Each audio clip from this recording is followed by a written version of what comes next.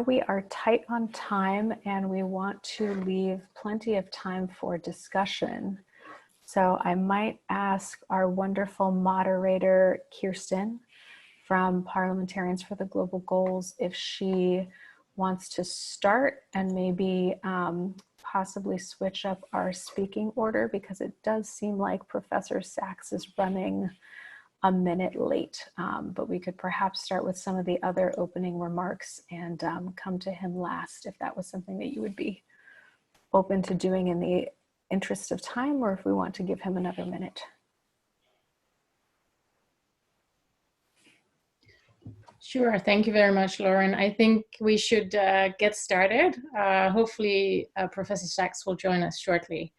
My name is Kirsten Brosbøl. I am a former member of the Danish Parliament, former Minister of Environment of Denmark, and I have founded the Parliamentarians for the Global Goals, an organization by and for parliamentarians who are working on implementing the 2030 agenda. And I'm so happy to co-organize this series of webinars, which today is the second webinar, along with the Sustainable Development Solutions Network and the Inter-Parliamentary Union, and a number of other partner organizations, whereof some of them will be joining us today. We had our first webinar in June on COVID-19 response and the Sustainable Development Goals, and more than I think almost 400 people registered for that seminar, and I hope many of you are back today joining us for the second webinar in the series, where we have decided, based also on the feedback that we got from the first webinar, to focus on gender and the effects that the COVID-19 pandemic is having on women around the world. This was one of the topics that were particularly mentioned by parliamentarians as something that they would be interested to learn more about. So that is why we decided to have the second webinar focusing on gender and COVID-19. So we're very happy to have a very exclusive panel of experts, as well as a number of people who will be giving opening remarks today. So I think we should get started. And if I may ask, I think Silvana is definitely here, yeah?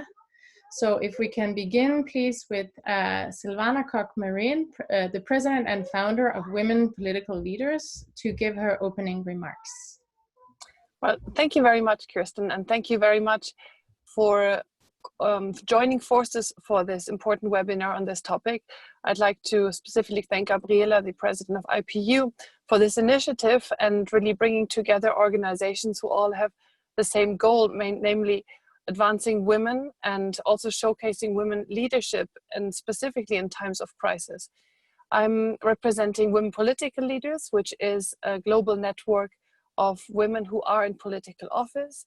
And I'd like to focus my brief remarks on this particular group, because we all will hear from the disproportionate effect that COVID-19 has on women in many, many other walks of life and areas of expertise. But in politics, I'd like to point out two things. One is it's visibly throughout the world that countries led by women seem to do relatively well in the management of the crisis. That's been recognized in many ways. Data shows it, and articles have been written about it in very renowned news outlets, that countries such as, for example, Germany, which is led by Angela Merkel, or Iceland, led by Katrin Jakobsdottir, New Zealand, which is led by Jacinda Ardern, they all have one thing in common, namely that they reacted swiftly and showed not only strong leadership skill in terms of decisiveness, but also empathy and the way to keep people on board and informed. For example, the Prime Minister of Norway, Erna Solberg, she held she held an information gathering where she asked children about their opinions about the effect of the lockdown for them, and to take into account their views on her decision making.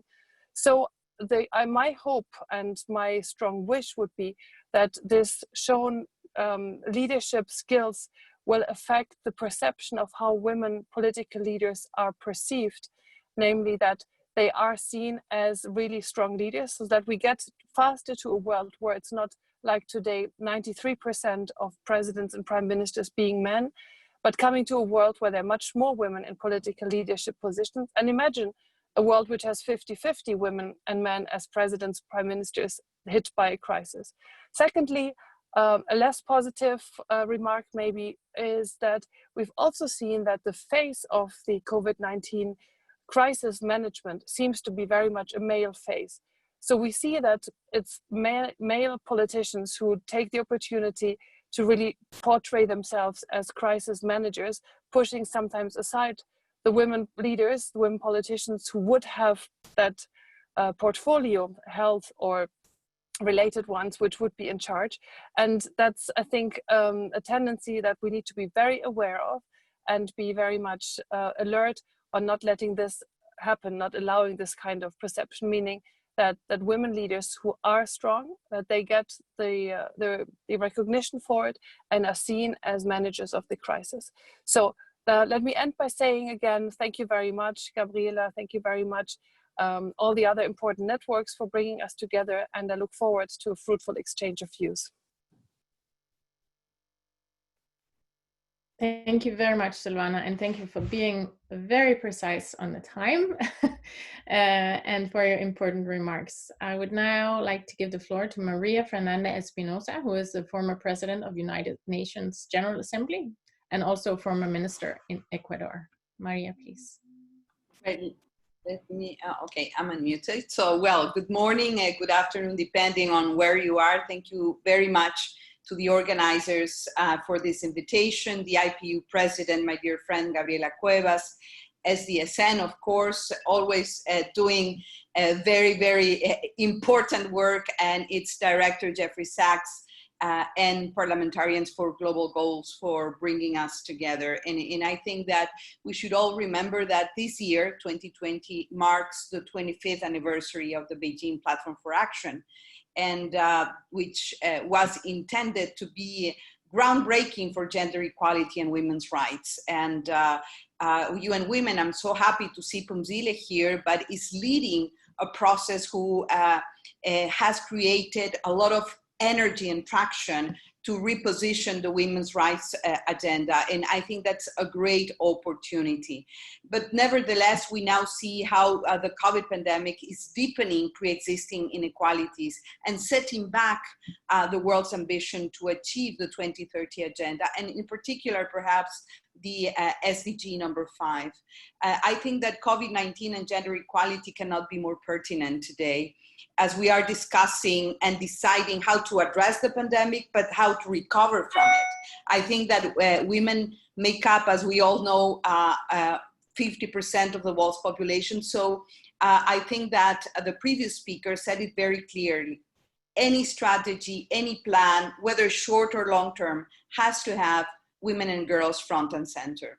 So even before the world was hit by the pandemic, we already knew that we were in trouble in achieving the SDGs. We knew that we were far behind our commitments on climate mitigation and adaptation, in combating inequalities, in gender equality and women's rights for that matter, only to cite a few. And these fears were confirmed just a few days ago, unfortunately, by the recent report from SDSN on the SDGs. And it was already said, but COVID-19, of course, has not only brought to the surface inequalities, injustice, the human rights and nature's rights crisis, but has also made more visible governance and leadership shortcomings. It has put the 2030 agenda further from our reach, and there is tons of evidence showing that. So this magnifier glass effect of COVID-19 has also put in the spotlight the underlying structural violence against women and girls, and has made more evident the systematic ways in which social and institutional structures harm and disadvantage women and girls. And numbers are staggering. I will not repeat, but I think we have to repeat them until we change the arithmetic of inequalities. The 85 countries among 193 have never had a woman as head of state or government. The number of parliamentarians, we keep citing the 24 to 25% are women, et cetera, and we need to continue to repeat the numbers until the arithmetic of inequality just evens out. And it's not only about numbers, believe me, it's not only about percentages, it is about the quality of our democracies. It is about the quality of our societies. It is the fight against inequality and discrimination. It is about fairness and justice, as simple as that. So it was already mentioned by Silvana, but women have shown incredible strength on wise response capacity to the pandemic. And not only heads of state and government, but we know that, healthcare workers, indigenous leaders, grassroots organization, majors at the local level, all women leaders at different scales and levels. So, and we know we live in time of hardship, but also in a time of extraordinary creativity. I think it is time for assertiveness, for leadership at all levels. We need more women in power. That's the shorthand of this. More women parliamentarians. They are in charge de facto, as we have seen. So we need more of us sitting at the driver's seat. And as a long-term consequences of the pandemic remain highly uncertain at this point, if we only maintain the current progress on gender equality and women's rights, it will make we will need more than a century to close the global gender gap. And this cannot continue. We have the opportunity to change that. So, and we have learned also that investing in equality really pays off. We cannot build back better without half of the world's population. And I had several examples here that I'm sure are going to come up during the discussion, but what is the role of parliamentarians?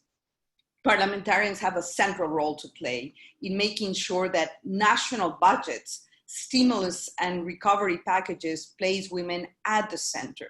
For example, to ensure that investment in maintaining shelters for victims of violence or access to sexual and reproductive health services are secured. Parliamentarians should ensure that their regulatory and policy-making power addresses social protection measures to protect informal women workers, which are the majority, etc. So we need strong states, and parliamentarians are front and center of a strong state. And you are going to be the legs and arms to make sure that the Building Back Better has a gender equality lens. So the question about SDG 5 and every SDG continue to be relevant, our roadmap for the future, but we need a thorough reassessment. We need a retooling of the SDGs so we can deliver in the current pandemic scenario. We need to deliver what I call a checklist, a set of criteria regarding the meaning and reach of the Building Back Better in connection with the SDGs. So there is wide agreement, just to close, that we cannot go back to the same old. We have the opportunity to craft a world that is free of inequalities and injustice. The generation equality process and the UN 75 Global Dialogue are golden opportunities for this cooperation. So we need to work together on a new social contract between society, the economy, and the planet. We need, I think above all, a feminist global Green New Deal. Parliaments are certainly the scaffold for this new world that we have the opportunity to build back better. So thank you again for this invitation. Thank you very much, Maria. Thank you for being with us. And I now see that Professor Sachs is here, so I would very much like if Professor Sachs is ready to give his opening remarks, please. Of course, Kirsten, thank you very much. And thanks to all of you for gathering, for the leadership of the IPU, the Parliamentarians for Global Growth, for the women political leaders, for our esteemed President of the General Assembly, former President Maria Fernanda Espinosa, and her wonderful remarks.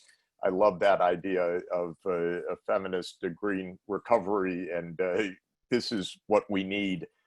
You know, the world is showing so dramatically right now that inequality is killing us. The epidemic is absolutely raging in the places with the highest inequalities, whether it's inequalities of wealth or inequalities of income or inequalities by gender. It's where societies are not functioning properly because they are divided and divisive.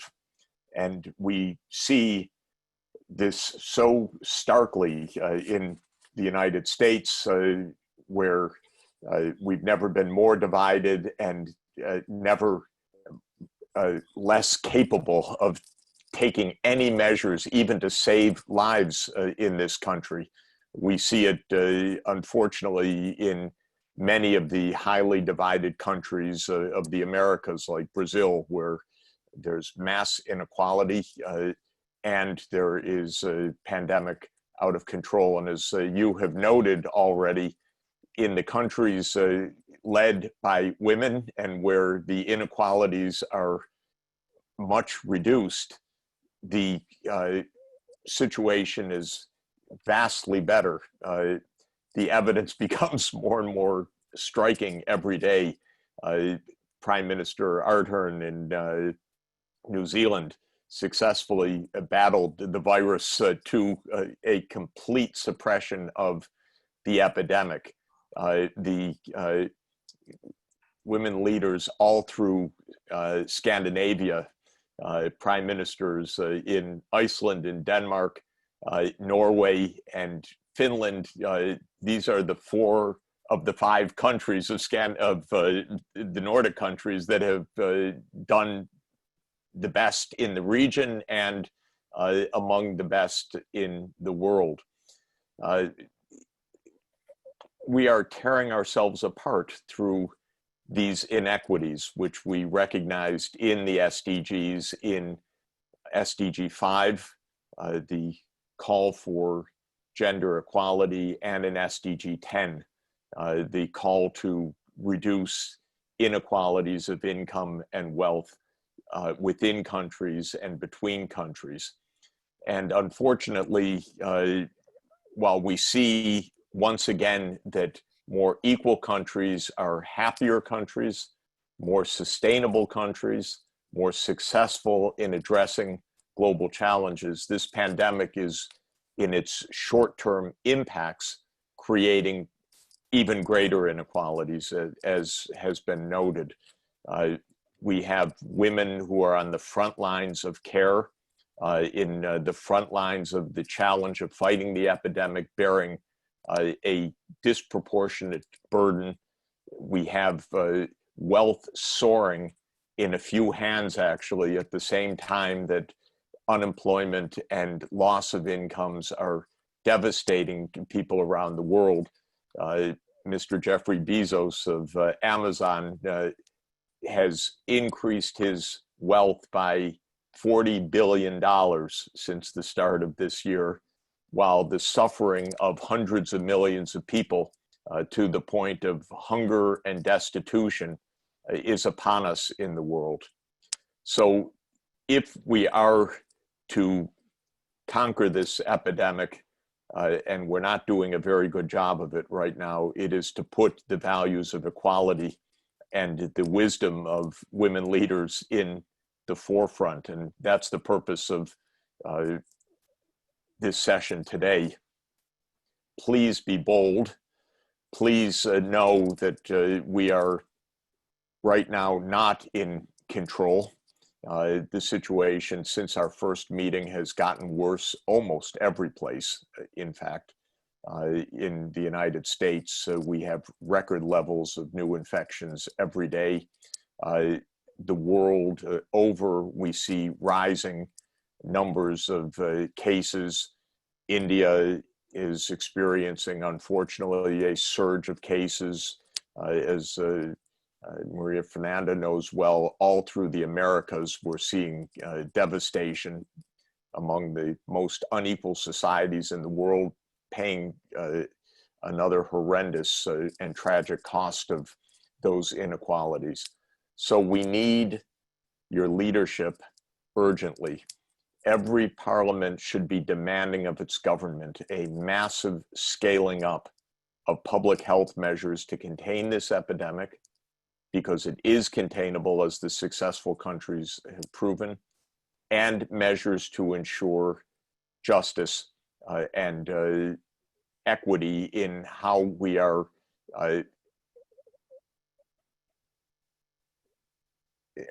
facing the huge impacts, whether it is the unemployment, the loss of income, the need for special protection for first-line responders. We have not even addressed these basic inequities and, of course, the inequities faced by women. So I really look forward to the discussion today.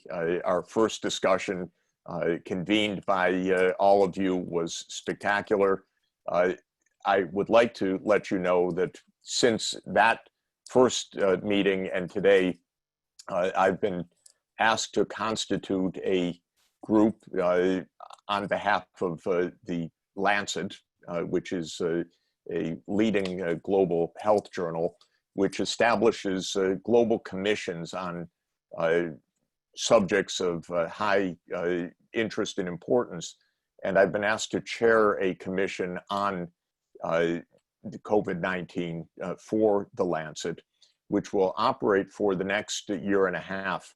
And I would first ask you very much for your participation and support in that effort.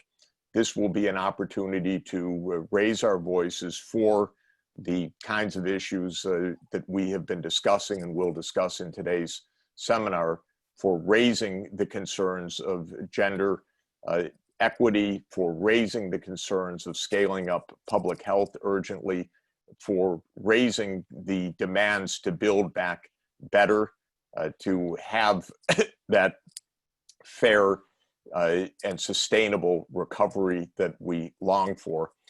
And so I will be letting you know in more detail how we can engage in that participation. But I hope that the Lancet COVID-19 Commission provides another outlet for your leadership so that we can get this scourge defeated and start again to build the future that we know that we absolutely need. Thank you very much. Thank you for letting me join as the male representative within this astounding women's leadership. But let me thank all the parliamentarians also. Please raise your voices. Do not settle for the kind of inadequate responses that we're seeing in the United States and in so many countries. We need to win this battle, save lives, and create a fairer future. Thank you very much. Thank you so much, Professor Saxon. Thank you for being here with us. Thank you for your leadership, and congratulations on your new role in the Lancet Commission. We look forward to following you, your work there, and supporting you in any way we can. So don't hesitate to reach out. Thank you so much. And the final opening remark is from Gabriela Cuevas, the co-organizer of this webinar series, the president of IPU and senator from Mexico. Gabriela, since you are also one of our expert presenters today, I'm going to ask you if you can, give both the opening remarks and your expert comments at the same time, because we are already running late in the program. So I would ask you and also our other expert presenters to stay within the 10-minute limit, because then we can move on as planned to the Q&A and the comments from our parliamentarians, which I think the lesson from the first webinar is that our participants have a lot of things they want to say. So I think we should make sure that we have time for the Q&A after the expert presentations. But please, Gabriela, President of IPU, Senator of Mexico, and the co-organizer of this webinar series, the floor is yours. Thank you. Thank you very much, Kirsten, and thank you very much to all our wonderful panelists, all the people that have decided to join this wonderful initiative.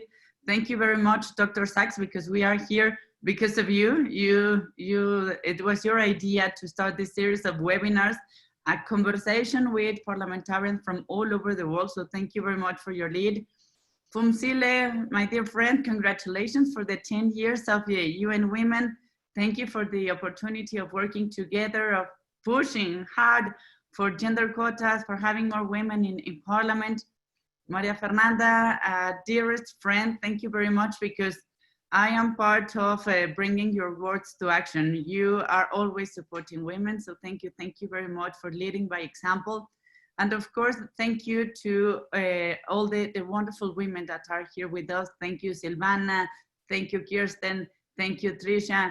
I think this is a very good example on how women can bring solutions to the same table, how we can share the best practices and come with even better ideas that we are going to apply in our countries to make this a more inclusive and sustainable planet. I will follow Kirsten's instructions and I will go directly to the issues that I must address in this panel. The first of all is that we need to understand that this COVID-19 pandemic is going to have an impact on women. This is not a pandemic that has no gender bias. And in this case, this crisis reveals the strengths and weaknesses of our societies. Both these strengths and weaknesses have a strong gender dimension. Women are the strength of the COVID-19 response by providing essential services and maintaining the social fabric. Some 70% of the essential workers and people working into the healthcare workforce, helping those affected, are made up women. And of course, if we go to different pillars of our society, those who are working in the pharmacies, grocery stores, those are women. And of course, this COVID-19 pandemic has an important economic effect on women. If we take a look to the Oxfam numbers, they made a report about 2 months ago, and they were saying that about 500 million people can be pushed back to poverty due to the pandemic. So the pandemic is not going to be only a health crisis. Yes, we are having a very important aspect of this pandemic, and it's gender bias. But we are going to start seeing a very important effect in terms of an economic crisis, and that is going to have a terrible accent against women and girls. Women are particularly impacted during the crisis because of preexisting gender-based discrimination.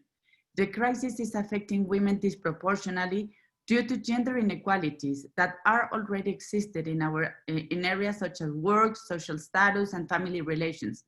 The precarious situation of many women, especially women heads of household and women in abusive family relations, needs to be addressed urgently. As current events unfold, the world is experiencing not just a public health crisis, but also an economic crisis. This economic downturn disproportionately affects women and increases their vulnerability in terms of unemployment, lack of social protection, and income inequality. Women workers are more likely than men to have low-paid and unstable jobs in the informal sector.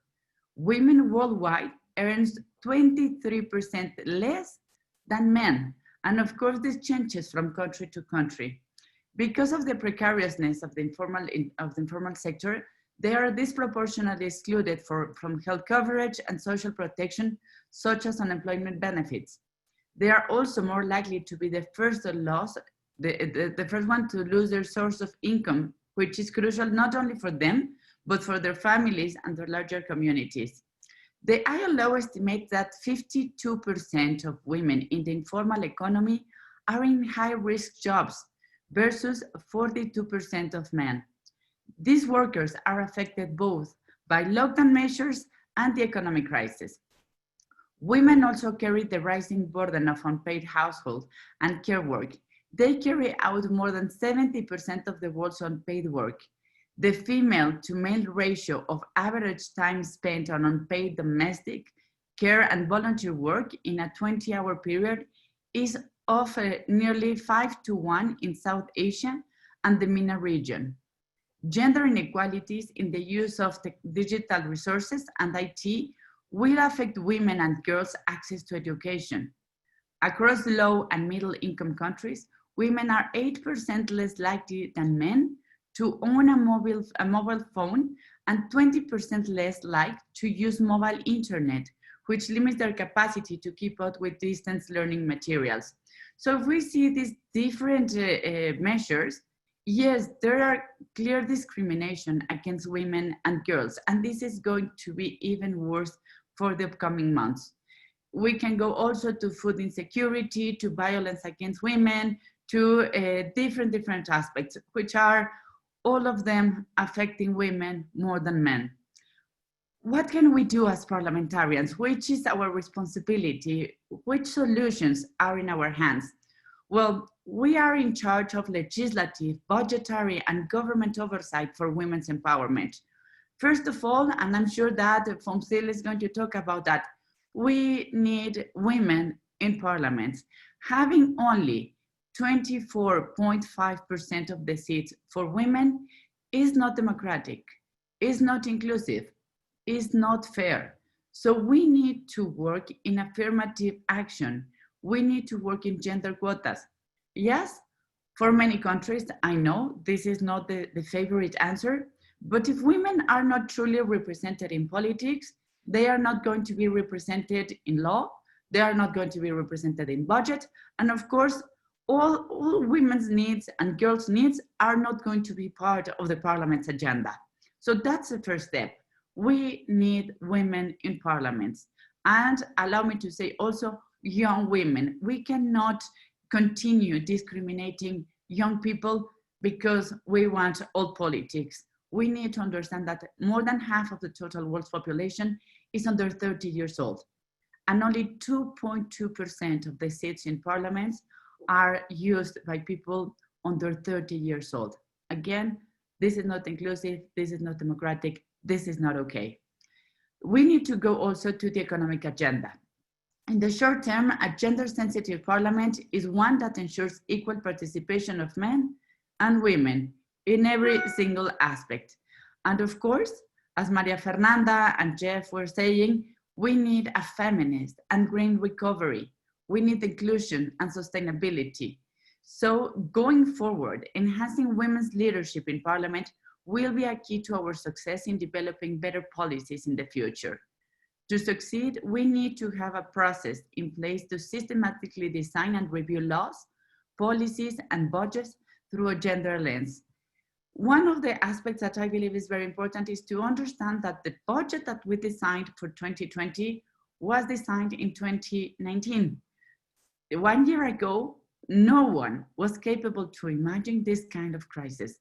So we need to adapt our legislation, and we need also to adapt our budgets, the current budget. But next year in 2021 is not going to be easy. A world with an economic crisis is a country that has a smaller budget.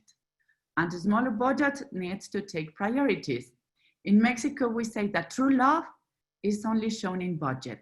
So if your priorities are not reflected in budget, that's not a priority. If women are not reflected in budget, you're not considering women in your priorities. So we need to go, for example, for this feminist and green recovery in terms of tax incentives, in terms of designing subsidies, in terms of creating the I think very much needed infrastructure as daycare facilities or a whole day schooling. We need IT policies for having women and girls included. And I would like also to stress the importance of rebuilding more resilient societies through inclusive social protection schemes. We cannot continue leaving women and girls aside of health and social protection. At an individual level, as leaders, we must use the media and outreach platforms to challenge existing gender stereotypes and design another social contract. We need to understand, and sometimes I think that's our mistake in some of our conferences, we are not addressing properly our representation duties. The nature of a parliament comes precisely from that, from representing the people from our own communities. So we need also to go back to our communities, and we need to change that culture. Yes, affirmative action, gender quotas are very important institutional changes to accelerate cultural changes. But we cannot forget the cultural change working at grassroots level. And I think that's only, to conclude, I would like to mention a couple of country level best practices on COVID-19 and gender equality. The first of all is the Parliament, the Congress of Colombia, that has been promoting a gender sensitive approach to their COVID-19 response through the Women's Equality Commission. That's one of the important issues, and they are addressing a very important hashtag for their social media, which is Mujeres sin virus de violencia, women without the virus of violence. So that's very important also, because the violence that is being suffered at home is not always seen or reflected in statistics. Also, the UK Parliament has also initiated similar actions to understand how social distancing and lockdown conditions create new vulnerabilities for women. And they are, of course, working with the government. It goes to legislation and it goes also to policy. And finally, in Canada, the House of Commons Special Committee on the COVID-19 pandemic examines the government's response to the crisis in relation to women and gender equality. So we have some of these examples, and I think the accent has to be how we are going to have more inclusive legislation. How are we going to have women represented in parliament? We cannot close our eyes. The situation, the circumstances that women are living inside their homes and in the streets is not okay.